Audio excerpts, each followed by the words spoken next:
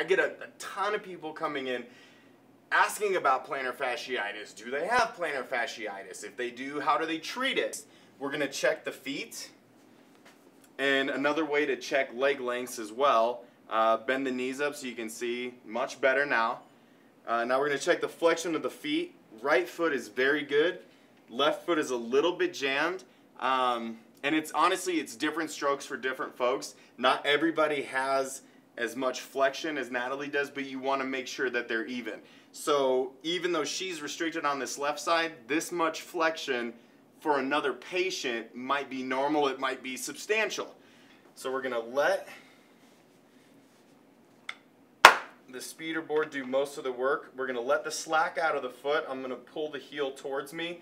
So we're getting a nice little bend in the foot.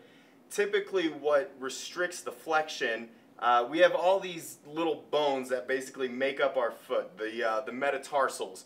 So one or two or a couple of them could be dropped just a couple millimeters. And that's what's going to affect the flexion. So when we let the slack out, put them right back in. And if we've done that correctly, then we should have equal flexion, which we now. So once we get the foot back into proper flexion, and obviously we fixed the left, but I'm going to show you on the right so you can see it a little easier. We still want to take that slack out, and we're going to roll up and down the foot. This is excellent for foot pain. This is perfect for plantar fasciitis.